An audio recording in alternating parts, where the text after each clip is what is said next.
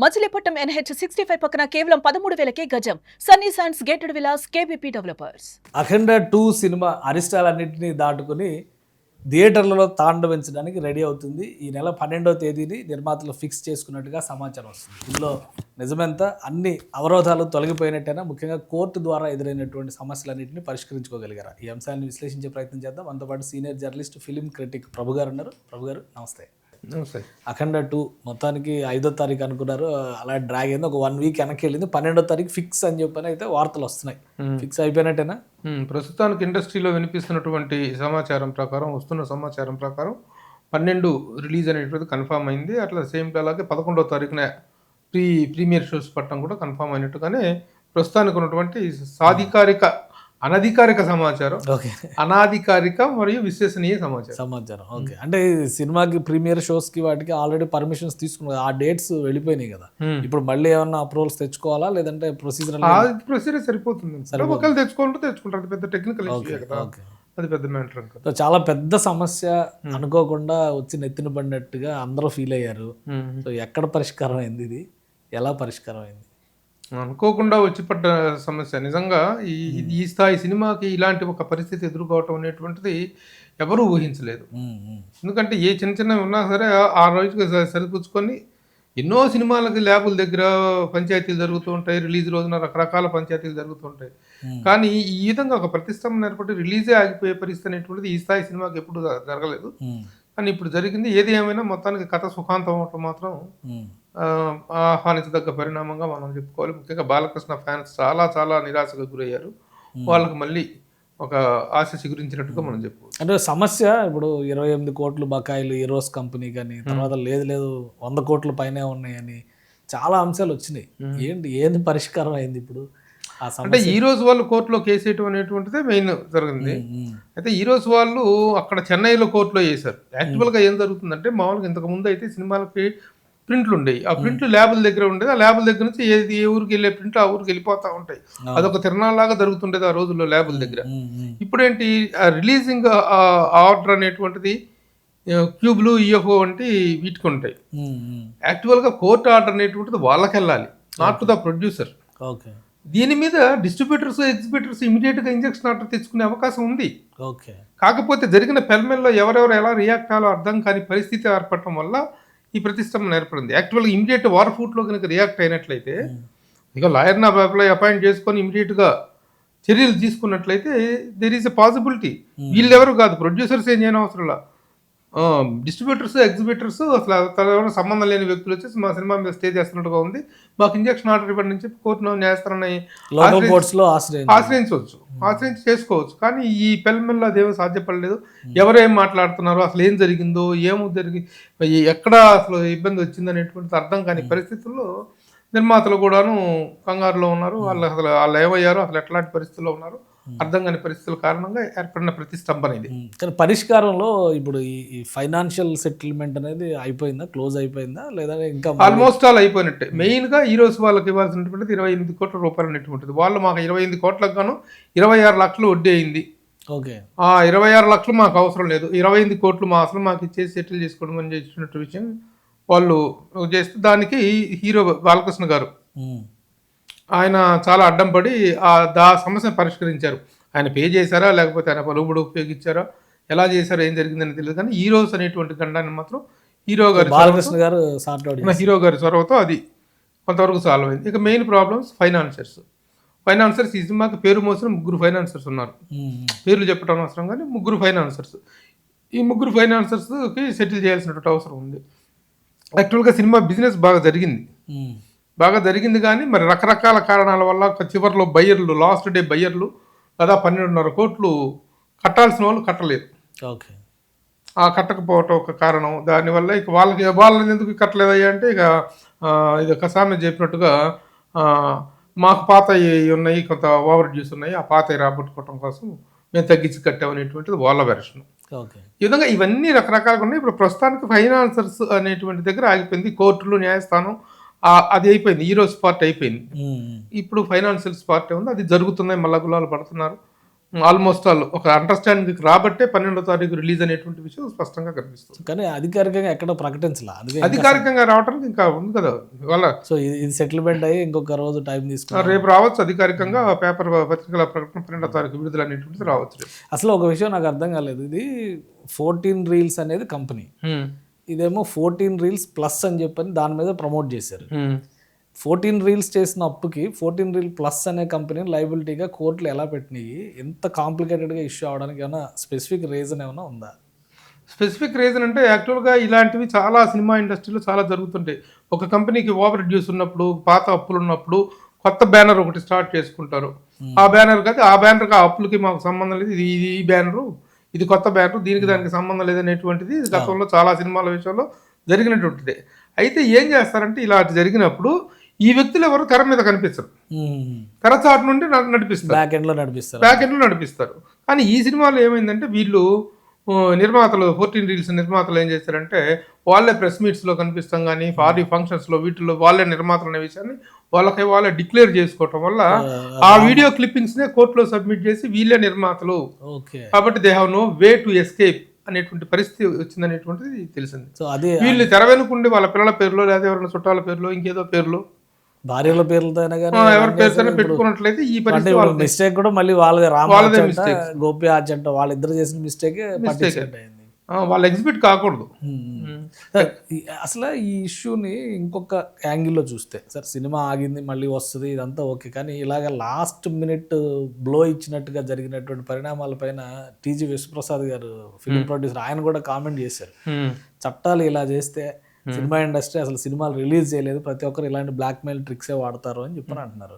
So ఇదొక గుణపాఠం ఆ ఇండస్ట్రీకి, దీని నుంచి ఏం నేర్చుకోవాల్సి? డెఫినెట్ గా గుణపాఠమే, మామూలు గుణపాఠం కాదు ఇది.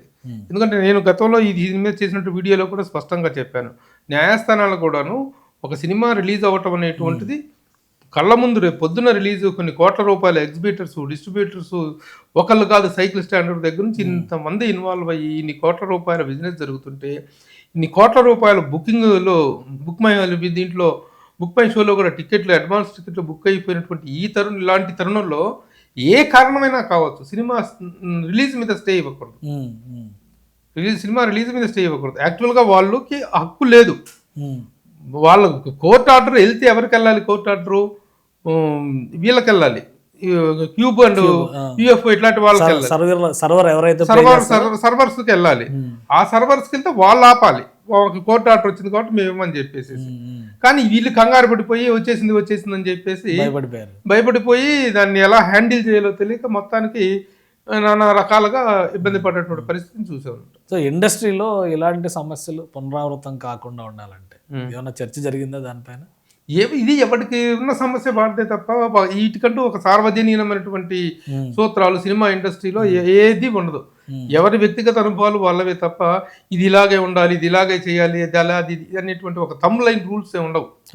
కాబట్టి అవి it's personal experiences and personal ఫిలరల్ ఆఫ్ ద పీపుల్. సో మొత్తం ఎపిసోడ్లో హీరో గారు బాలకృష్ణ గారి పాత్ర, డైరెక్టర్ బోయపాటి గారి పాత్ర ఏంటి, అసలు ఇది పరిష్కరించడంలో వాళ్ళు ఇన్వాల్వ్ అయ్యారా పూర్తి స్థాయిలో? పరిష్కరించడం అంటే బాలకృష్ణ గారు హీరోస్ అనేటువంటి ఒక పెద్ద సమస్యను ఆయన ఎదుర్కొన్నారు. ఆయన దానికి ఏదో ఒక చూపించారు, డబ్బు రూపంలో ఇచ్చారో లేదా ఇచ్చారు, మొత్తానికి భరోసా ఇచ్చి ఆ సమస్యని గట్టిన పడేశారు.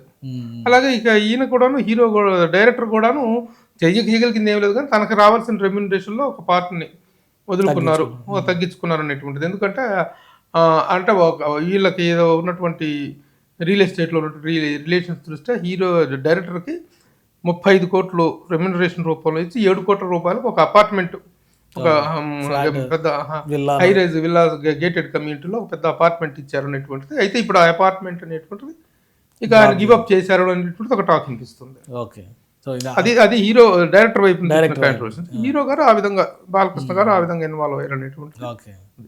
సో అంటే ఈ ఓవరాల్గా సినిమాకి సంబంధించి ఇంకో ప్రచారం ఏం జరిగిందంటే, ఎవరో ఫ్యాన్స్ అడ్డుకున్నారు, రాజకీయ కారణాలు ఉన్నాయి దీని వెనకాల, ఈ పేర్లు కూడా వచ్చినాయి, దిల్ రాజు గారు, చిరంజీవి గారు వీళ్ళంతా కలిసి చేశారు వెనకాల, ఇవన్నీ చెత్త అంతా ప్రచారం. ఏంటి ఇప్పుడు వాటన్నిటికీ ఒక పరిష్కారం వచ్చేసినట్టేనా? ఇలాంటి చెత్త ప్రచారం, ఈ చెత్తలకు సమాధానాలు చెప్పుకోవటం, వాటి గురించి ఎక్స్ప్లెయిన్స్ ఇవ్వటం కూడా చాలా దారుణం అనమాట. ఎందుకంటే ఎవడో చదువు సంధ్య లేని చోట ఎవడో నేను నా థియేటర్ల దగ్గర ఏదో మాట్లాడుతున్నాడు, వాళ్ళు చేశారు, వీళ్ళు చేశారు, చిరంజీవి గారు, దిల్ రాజు గారు చేశారు అని చెప్పేసి. ఇట్లాంటి సందర్భాల్లోనే ప్రతి ఒక్కరు సంయమనంగా ఉండాల్సిన అవసరం ఉంటుంది.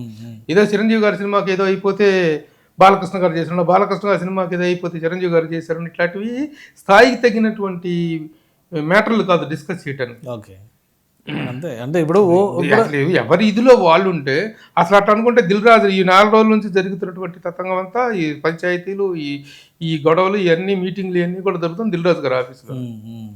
కాబట్టి అది ఎవరు ఇది ఆ స్థాయి మ్యాటర్ కాదు. ఇది టోటల్గా నిర్మాతల వైఫల్యం. ఓకే, అది మాత్రం షూర్ 100%. వాళ్ళ ప్రాణాలు వాళ్ళకు ఉండొచ్చు, వాళ్ళు వ్యక్తిగతంగా చాలా మంచి వాళ్ళు, చాలా నైస్ జెంట్మెన్ పీపుల్ వాళ్ళు.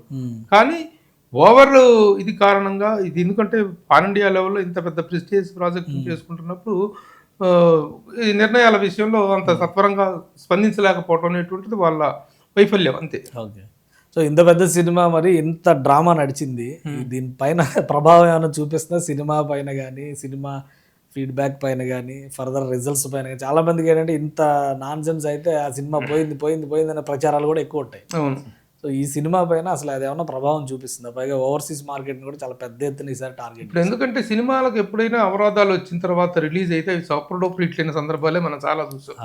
ఇది ఆనాటి లవకుశ మొదలుకున్నా, ఆనాటి మొగలయాజం గురించి చూసుకున్నా, ఆనాటి షోలే గురించి చూసుకున్నా, ఆ తర్వాత తెలుగులో కూడా ఎన్నెన్నో నిర్మాణపరంగా డిలే అయినటువంటి సినిమాలు, అవరోధాలను ఎదుర్కొని రిలీజ్ అయిన సినిమాలు సూపర్ డూపర్ హిట్లు అయిపోయినాయి. ఎవరిదో ఎందుకు కరుణామయుడు, విజయ్ చంద్ర గారి కరుణామయుడు సినిమా చూసుకుంటే ఆయన ప్యాకాట్ ఆడిన డబ్బులతో సినిమా ఫినిష్ చేశారు. మొత్తం అయిపోయి ఏం చేయాలో అర్థం కాక ఫైనాన్స్ మొత్తం ఆగిపోయి సినిమా నిర్మాణం ఆగిపోయింది. అలాంటి సమయంలో ఆంధ్రా క్లబ్లో వెళ్ళి కూర్చొని కాసేపు సరదాగా ఆడుకుందాం అని చెప్పేసి, పిర్రబాలేదని చెప్పేసి వెళ్ళి ఆడుకోవడానికి కూర్చుంటే 15 లక్షల రూపాయలు సంపాదించాడు. వారం రోజులు కదలకుండా కూర్చొని ప్యాక్ కట్టాడు. ఆ డబ్బులతో కరుణామయుడు సినిమా పూర్తి చేశాడు ఆయన. ఆ సినిమా ఎంత సూపర్ డూపర్ హిట్ అయిందో మనకు తెలుసు. కాబట్టి అవరోధాలు అనేటువంటి సినిమా కంటెంట్ మాత్రమే సినిమా యొక్క రిజల్ట్ అని జడ్జి చేస్తుంది తప్ప ఈ అవరోధాలు అనేటువంటి కాదు. ఇంకా ఈ జరిగిన దానివల్ల ఇంకా క్రేజ్ పెరిగింది, అఖండ మీద అవైటింగ్ అనేటువంటిది పెరిగింది. అది సినిమాకు ప్లస్ అవుతుంది. క్రేజ్ ఏమాత్రం తగ్గలేదు. సినిమా రన్నుని ప్రభావితం చేసేటువంటి పరిస్థితి. కాకపోతే బిగినింగ్లో ది ఎగ్జిబిటర్స్ కొంతమేరకు డిస్టర్బ్ అయినటువంటి మాట వాస్తవం. మరి వారం రోజుల పాటు థియేటర్స్ హోల్డ్ చేసుకుంటూ వేరే కొత్త సినిమా ఉండదు, ఏం చేయాలో తెలియదు. అలాంటి పరిస్థితుల్లో డిస్ట్రిబ్యూటర్స్ కొంత డిస్టర్బ్ అయినటువంటి మాట. ఎగ్జిబిటర్స్ డిస్ట్రిబ్యూటర్స్ అంటే మల్టీప్లెక్స్ లో కొద్దిగా ఈ షోలు పెంచుకొని ఆ షోలు వేసుకోవడానికి ఆప్షన్, సింగిల్ థియేటర్ లో చాలా పెద్ద చాలా ఇది ఉంటుంది. అది మాత్రం కొంత వాళ్ళని ఇబ్బంది పెట్టినట్టు. కానీ సినిమా సినిమా పట్ల ఉన్న క్రేజ్ మాత్రం ఏమాత్రం తగ్గలేదు. సో ఇప్పటికైతే 12వ తారీఖు ఫిక్స్ చేసుకోమంటారు మీరు కూడా? 12 ఫిక్స్ చేసుకోండి. Right, lock it. ఎందుకంటే let us hope the best. అంటే కొంతమంది ఓవర్సీస్ లో కూడా 24, 25 రిలీజ్ చేస్తే బాగుంటది, ఈ రెండు ఇవన్నీ వస్తుంది అని ఇట్లాంటి ప్రచారాలు కూడా జరిగినాయి. అది జరగదు. ఎందుకంటే 19వ తారీఖున అవతార్ ఉంది. ఓకే, వరల్డ్ వైడ్ గా థియేటర్లు అన్ని ఓవర్సీస్ లో థియేటర్స్ దొరకవు. ఓవర్సీస్ లో థియేటర్స్ దొరకవు. అదే కాకుండా అవతార్ ఇండియాలో కూడా చాలా భారీ స్థాయిలో రిలీజ్ అవుతుంది. అదే కాకుండా ఆ రోజున రిలీజ్ అయ్యేటువంటి మన తెలుగు సినిమాలు ఉన్నాయి, ఆల్ ఇండియా పాన్ ఇండియా సినిమాలు కూడా ఉన్నాయి. కాబట్టి దట్ వాజ్ నాట్, ఎందుకంటే క్రిస్మస్ సీజన్ ప్రతి ఒక్కరు అడ్వాంటేజ్ తీసుకుంటారు. కాబట్టి 12వ తారీఖు వెళ్ళడం అనేటువంటి అన్ని విధాలు కరెక్ట్. 12 తర్వాత వెళ్తే 19కి వెళ్ళాలి, 19లోకి వెళ్ళాలి. 19లో ఈ సినిమా అవతారం ఉంది. కాబట్టి impossible to get theatres. This is the right decision. ఇది తప్పిందంటే ఇంకా తర్వాత మళ్ళీ సీజన్ దొరకటం అనేటువంటిది చాలా కష్టం. మళ్ళీ సంక్రాంతి వరకు వెయిట్ చేయాలి. సంక్రాంతి దాటిపోయిన తర్వాత మళ్ళీ కలిసి చూసుకుంటే ఫిబ్రవరి ఫస్ట్ వీక్ లో ఎగ్జామ్స్ ఆగడాలు ఉంటాయి. తర్వాత క్రికెట్ ఉంటుంది, రకరకాల ఉన్నాయి. కాబట్టి 12th is the apt time, right time. దీంట్లో ఏదైనా తేడా వస్తే మాత్రం రాకూడదని కోరుకుందాం. రైట్, ఈ దెబ్బకి మీరు చెప్పిన దాన్ని వింటే కనుక నేను లాస్ట్ వీడియోలో కూడా నేను చెప్పడం జరిగింది. లాస్ట్ వీడియోలో కూడా ఏమన్నానంటే, ఈ హడావుడ్లో ఇవాళ రేపు అనేటువంటి హడావుడ్లో కాకుండా ఒక బ్రీతింగ్ గ్యాప్ తీసుకొని 1 వీక్లో వస్తే గొప్ప రిజల్ట్ ఉంటుంది, ఎక్స్పెక్టెడ్ ఆ రిజల్టే ఉంటుంది అనేటువంటిది మనం అనుకున్నట్టు. అదే నిజం కాబోతుంది. థ్యాంక్ యూ ప్రభు గారు విశ్లేషణ అందించినందుకు. ఇది అఖండ 2 సినిమాకి సంబంధించి 12వ తారీఖు డేట్ ఫిక్స్ అనేటువంటి ఇన్ఫర్మేషన్ దాదాపుగా కన్ఫర్మ్డ్గా వస్తుందని చెప్పని ప్రభు గారు చెప్తున్నారు. ఇక సినిమాకి సంబంధించి ఎదురైనటువంటి అరిష్టాలన్నిటితో దిష్టిపోయింది. ఇది ఖచ్చితంగా సక్సెస్ మార్క్ని కొడుతుంది థియేటర్స్లో అని చెప్పని ప్రభు గారు ఘంటాపదంగా చెప్తున్నారు. ఇది స్పెషల్ డిస్కషన్. Keep watching.